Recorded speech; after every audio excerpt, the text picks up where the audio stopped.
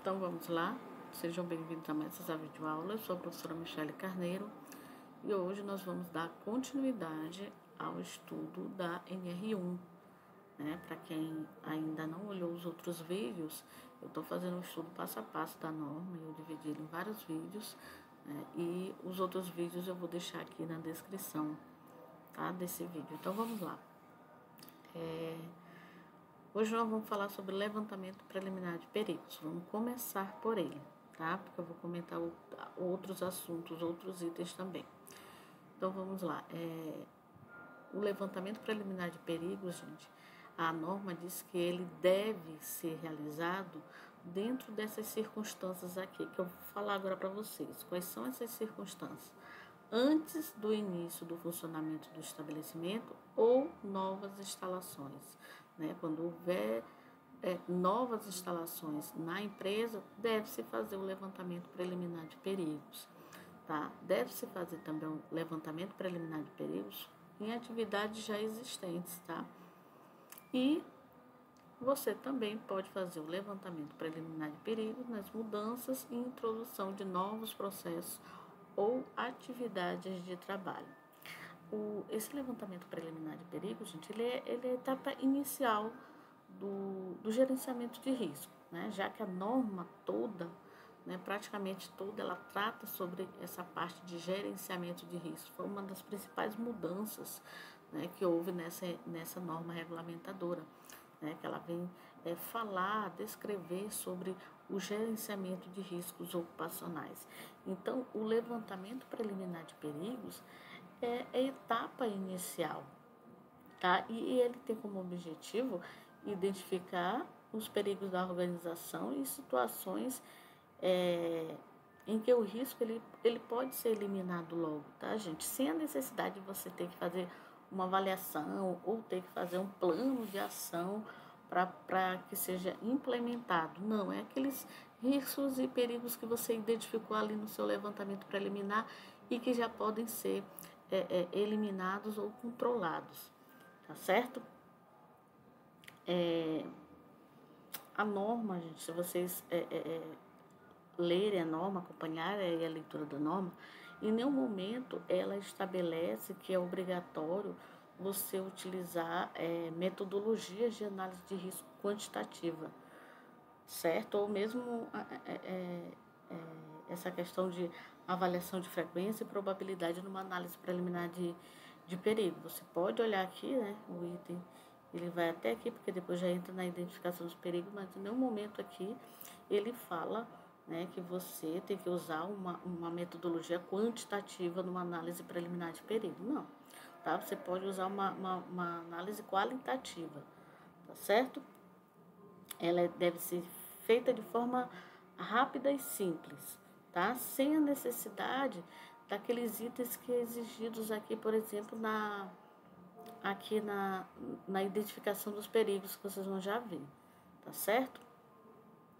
Então, não se esqueçam, que a norma ela é bem clara, que ela fala sobre a questão das circunstâncias em que deve ser realizado o levantamento preliminar de perigos, e o objetivo desse levantamento, não esqueçam, é identificar aqueles perigos, aqueles riscos que você pode logo eliminar ou controlar, até para que não fique assim aquele monte de risco e perigo lá por exemplo, no seu inventário de risco, quando você for elaborar o PGR, o Programa de Gerenciamento de Risco, tá certo? Então, vamos lá. Aí você passa para a etapa, outra etapa é a identificação de perigos, certo? E quando ele fala de perigos aqui, gente, é físico, químico, biológico, ergonômico e mecânico, são os 5, tá? Não são só 3, como era abordado lá na ITR9. Físico, químico e biológico. Aqui são os 5 perigos que vocês podem identificar na empresa. Então, a etapa de identificação de perigos, ele diz aqui que deve incluir, primeiro, gente, quando você for identificar o perigo, é importante você descrever os perigos e também as possíveis lesões ou agravos à saúde que esse perigo pode proporcionar ao colaborador. Então, identifica o perigo, você vai descrever esse perigo e vai também indicar as possíveis lesões ou agravos à saúde, tá? Que esse perigo pode causar. Depois você vai identificar as fontes e as circunstâncias, né, que geram esses perigos. E também é importante você identificar o grupo de trabalhadores sujeito aos riscos, né? É importante você citar, né, o grupo de trabalhadores, tá, gente? Então, identificou o perigo, identificou as lesões que esse perigo pode gerar, ou agravos à saúde, depois vai falar quais são as fontes, as circunstâncias que geram esse perigo, então vai estar lá descrito, e a indicação do grupo de trabalhadores sujeitos aos riscos. Vocês entendendo cada etapa dessa daqui, gente, vocês vão ver como vai ficar fácil na hora de vocês implementar um gerenciamento de risco ocupacional, elaborar um programa de gerenciamento de risco. Mas primeiro, antes de vocês entenderem como elaborar um PGR, né, que é a preocupação de muitos profissionais, é entender essas etapas que a NR1 está trazendo aqui para vocês, porque é importante o entendimento para que vocês não só abordem no PGR, mas também implementem na empresa de forma correta, tá? Então, vamos lá. A próxima etapa é a etapa de avaliação de risco, tá? A etapa de avaliação de risco ocupacional, ela, como ele diz aqui, ó, relativos aos perigos identificados em seu estabelecimento, então você já identificou os perigos, certo? Você vai fazer a avaliação desses riscos ocupacionais agora, né? Você verificou que esse perigo, ele pode se tornar um risco, então como é que eu faço a avaliação, né? Verificar se pode se tornar um risco ou não. A organização deve selecionar ferramentas e técnicas de avaliação de risco. Vocês sabem que existem várias ferramentas e técnicas de avaliação de risco, tá certo? De risco ocupacional, mas a norma ela não cita qual ferramenta você deve usar, né? Ela diz somente o seguinte: a organização deve selecionar as ferramentas e técnicas de avaliação de risco que sejam adequadas ao risco ou circunstância em avaliação, tá? Então, não tem uma específica, uma para todos, não. Você vai ver qual ferramenta que mais vai se adequar à sua realidade, né, ao processo de trabalho da sua empresa, tá certo?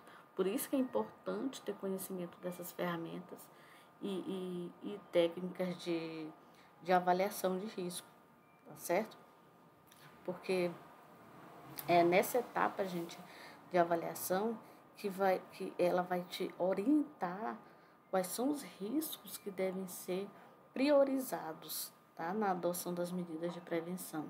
E por isso que essa etapa é muito importante, porque a partir dela você vai ver quais são os riscos que você deve colocar logo como prioridade, certo? Por quê? Porque você já tem essas informações aqui colhidas, ó, aqui na identificação dos perigos. Você já tem os perigos, já tem as lesões, já sabe as fontes e circunstâncias, já sabe os grupos de trabalhadores que estão expostos, né? E depois você vai avaliar esses riscos ocupacionais utilizando essas ferramentas para quê? Para ver qual vai ser a prioridade. E ele diz aqui, ó, essa questão, a gradação da severidade das lesões ou agravos à saúde deve levar em conta a magnitude da consequência e o número de trabalhadores possivelmente afetados. Esse número de trabalhadores você já tem, porque você já colheu na etapa de identificação de perigos, tá? Então, essa questão de gravidade, da severidade, lesões, certo? Para saber o nível, tá, de risco, vocês têm que estudar um pouquinho essa parte, fora a norma regulamentadora, que é a parte que trata de gestão de saúde e segurança do trabalho, para vocês terem conhecimento, né, do que a norma está trazendo aqui, essa questão de severidade, né, essa questão de gradação, de probabilidade.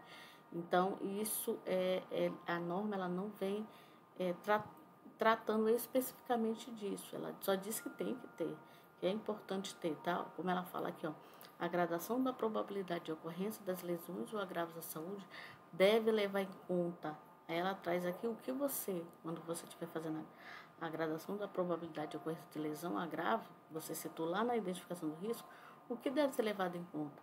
Aí ela fala que os requisitos estabelecidos nas NRs, né, nas outras normas regulamentadoras, dependendo da situação que você está avaliando, se for algo ergonômico, você vai ver, por exemplo, na NR 17, as medidas de prevenção implementadas, tá? As exigências de atividade de trabalho e também a comparação do perfil, tá? De exposição ocupacional com valores de referência estabelecidos lá na NR9. Então, vocês podem ver aqui que a norma NR1, ela já vem citando outras normas aqui no seu texto, né, para mostrar que a gente deve fazer essa integração com as outras normas, tá certo? Ela cita aqui, né, agora a NR9, tá? Muito boa essa atualização que houve na NR1. Então, vamos lá. É importante, gente, eu trazer bem aqui para vocês, que vocês já devem ter percebido, que a norma fala muito de ferramentas de avaliação, técnicas de avaliação. Isso aí, gente, vai da escolha de cada organização, como eu já falei. Vocês vão adequar, né, a realidade de vocês, a magnitude dos perigos e riscos que a empresa de vocês oferecer. Existem várias técnicas de análise de risco, né? Existe análise de árvore de falha, análise de causa-raiz, existe a matriz de risco, né? Que muitos profissionais já utilizam ela, a matriz de risco, até eu já vi alguns vídeos, né, no YouTube mostrando essa questão da matriz de risco no PGR. Então, é importante você ter o conhecimento delas para ver qual mais vai se adequar, né, à empresa a qual você está trabalhando, tá? Vamos passar aqui para outra etapa importante, que é a etapa de controle de risco. Outra coisa aqui, gente, eu não falei aqui na avaliação, ele diz bem que a norma, eu até grifei aqui, ó, que a avaliação de risco deve constituir um processo contínuo e ser revista a cada 2 anos ou quando a ocorrência, né, dessas situações aqui que vocês podem ler quando é que deve ser feita essa avaliação de risco. Então, ela fala que 2 anos, é importante se vocês marcarem essas datas aqui, importante para vocês implementar na empresa, é importante porque cai muito em prova de concurso público, né, e seletivos. Então, marquem aí que a cada 2 anos a avaliação de risco deve ser realizada, deve ser um processo contínuo, até porque ela segue aquela linha do PDCA, tá certo? Então, aqui, ó, ela já fala que no caso da organização já possui certificação de sistema de gestão de SST, porque existe sistema de gestão SST, tá? Então, se a tua empresa já tiver, na qual você trabalha como profissional SST, ela pode fazer essa avaliação a cada 3 anos, tá? Então, somente se ela tiver esse sistema de gestão SST. Vamos agora falar da parte de controle de risco, tá? Bom, o controle de risco, ele traz aqui medidas de prevenção. A organização deve adotar medidas de prevenção para eliminar, reduzir ou controlar os riscos sempre que... Então, vamos lá. Você já fez a avaliação, a identificação preliminar de risco, né? Depois você foi fazer a identificação mesmo dos perigos, né? E depois você passou para a avaliação. Agora, depois que você avaliou os riscos, já sabe, já colocou lá as prioridades, quais são os riscos principais, de acordo com a severidade, né? A gradação lá do risco. Você já sabe qual o risco você deve priorizar e você passa para essa parte aqui de controle, né? Então, é importante vocês criarem uma planilha e em cada aba vocês colocam uma etapa dessa daqui, né? Principalmente na hora que você estiver montando o inventário de risco do PGR, vocês vão ver que essas etapas aqui, elas devem estar lá sendo abordadas, tá? Então, vamos lá. Essa medidas de prevenção, gente, o que ele diz aqui? Que ela deve existir sempre que as exigências previstas nas NRs e nos dispositivos legais determinarem. Deve também ter na classificação dos riscos ocupacionais, né? Assim determinar conforme o subitem 15445. E quando houver evidências de associação por meio do controle médico da saúde entre lesões e os agravos à saúde dos trabalhadores, com os riscos em situações de trabalho identificados. Então, nessas circunstâncias aqui, deve-se fazer as medidas de prevenção. Então, se você identificou um perigo, aí você colocou lá os agravos, possíveis agravos, e junto dele ainda tem lá o PCMSO do médico do trabalho. Então, você vai verificar quais são as possíveis medidas de prevenção que você pode fazer em relação a essa situação, porque não é somente identificar o perigo, identificar o risco, avaliar e não fazer nada. No final, você tem que verificar qual a melhor medida de prevenção. E a norma traz essas circunstâncias aqui que vocês podem implementar, tá? Essas medidas de prevenção. É importante destacar, gente, que as medidas de prevenção, elas devem também seguir uma ordem de prioridade, tá, gente?